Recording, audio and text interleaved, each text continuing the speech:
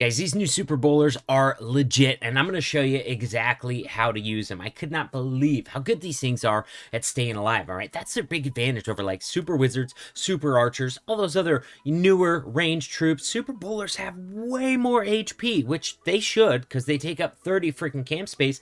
In fact, on this one right here, I'm not even bringing any tanks, man. No Pekkas, no Yetis, nothing. We're bringing 5 healers, 7 Super Bowlers, a Super Wall Breaker, and then some funneling troops. We're going to use the King, set the other side of the funnel, Warden Walk to set the left side. Very important to get that second layer funnel. That way your bowlers don't walk around the wall the wrong way. Once you get that second layer funnel established, the bowlers have no reason to walk up here to the left, all right? They got only stuff they can reach over here to the right. We're going to bring the King inside. Sometimes you can do that, and it's handy to have that extra tanking in there. But if you can't, man, just make sure you get that outer funnel established on that side. And look at this, man. We're going to use that Grand Warden ability. We're going to catch the blimp in it. I got that blimp just full of balloons to make sure that we've got that town hall going down, and then we're going to rage up the healers and the Super Bowlers. If you guys are liking this army, make sure you hit that like button for the YouTube algorithm, subscribe to the channel if you haven't already, and like always, use code CWC before you buy anything in any Supercell game. It helps out a lot. Even the gold pass, type that in there, CWC,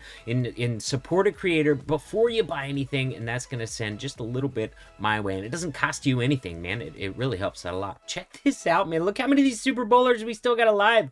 We haven't facing off with scatter shot damage right here, and these raged up healers are going to be keeping the Queen and the Bowlers topped up on health. Look at them bust through that next wall right there, man. Oh my goodness. Queen is taking some heat from the single target Inferno right here. That's all right. She's still got her ability. We're going to go ahead and get that pop. That's going to get that single taken out, and look at it, dude. We have 4 Super Bowlers still, not only still alive, still at like full health because of those raged up healers, dude. We're going to have so much camp space left, still alive at the end of this attack. It's kind of wild, man. Royal Champion's coming in here. Queen still alive. Warden's still alive. We have all 4 heroes still alive with 4 full health Super Bowlers at the end of the attack. Are you kidding me? All right, guys, our next base has a really strong core. All right, we got the Town Hall, we got the Scatter Shots, we got the Eagle, we have all the Expos in the core, the Clan Castle's in the core, the Queen is in the core.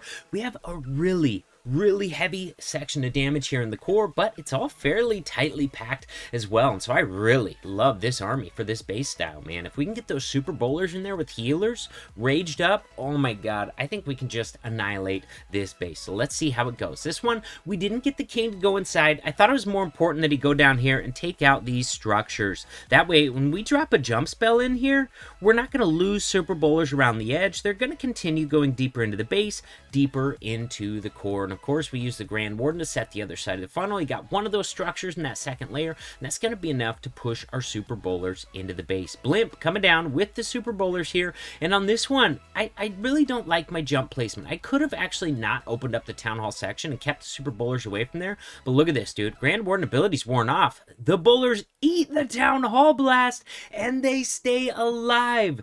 That is the big difference with this ranged troop right here, man. They have enough HP to weather the heavy damage. As long as you're on top of raging those healers on them, they can survive even a Town Hall 14 blast, guys, and that is an absolute game changer. Now, I still don't like to run them through the Town Hall blast. I would have liked it if they would have, not got right on top of the Town Hall for the blast. That's the way it went, though, and they still managed to survive it, all right? I'm using the blimp because I'd like to avoid that blast if possible, but these Super Bowlers are strong enough that if you get in a tough spot, as long as you rage those healers, they can even survive the Town Hall. And look at this, guys. Once again, let's see how many Super Bowlers we have still alive. Boom, 2, 3 Super Bowlers with healers, full health.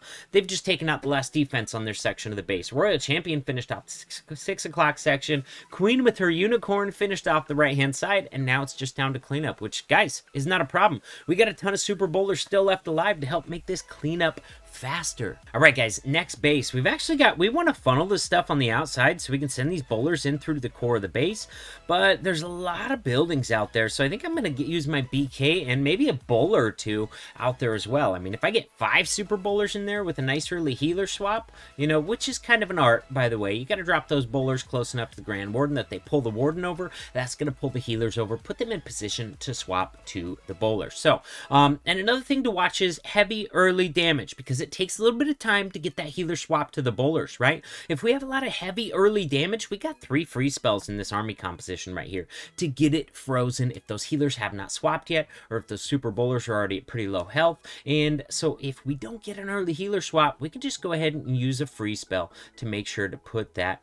Look at that. Oh my goodness. We got the jump. We got the blimp in. We got this Grand Warden ability that we can use. We got a nice early healer swap, and we raged up those healers, so we didn't even have to freeze the scatter shot at the beginning, but keep an eye on that at the beginning of the attack, because if you let them all die real quick, they're obviously not going to have a chance to survive the whole raid. So early freeze if needed to keep them alive. After that, raged up healers will do the job for you. Now, here we go, man. We got a bunch of bowlers. We got a few bowlers here still alive with the queen working on this left-hand side, which if we didn't have any super bowlers here, if we just had the queen, I mean, look how many buildings, how many defenses are over on this side. Queen alone is not going to be able to get through that in a reasonable amount of time, okay? So we really need the help from the bowlers on this one to get through this section. In fact, we still have a freeze remaining and a rage. We're going to rage up the queen with the bowlers, and look at that bounce damage.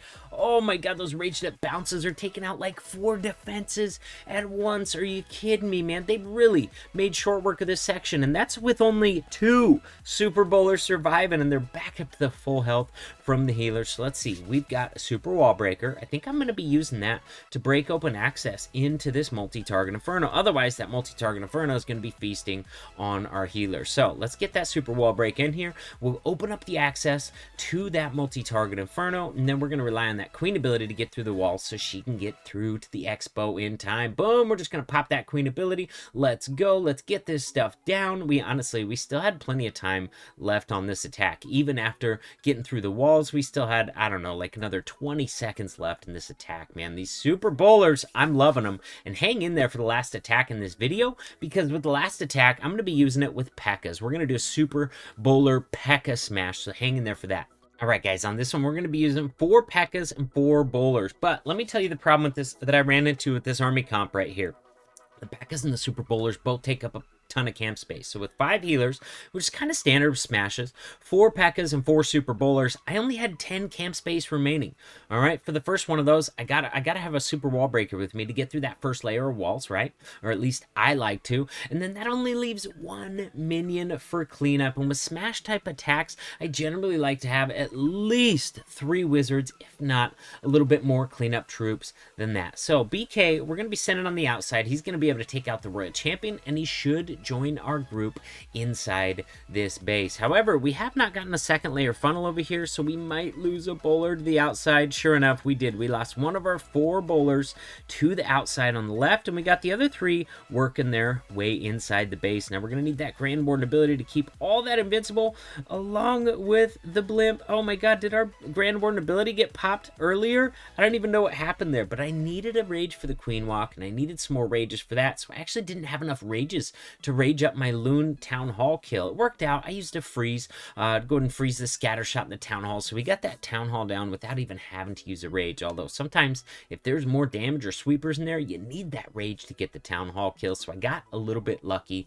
on this one. Now, we've got no healers left, man. We must run into some serious Seeking Air Mines inside the base, because the healers are toast. We got 1 Pekka remaining. We got 3 super bowlers still alive. Even with the healers dead, we still have...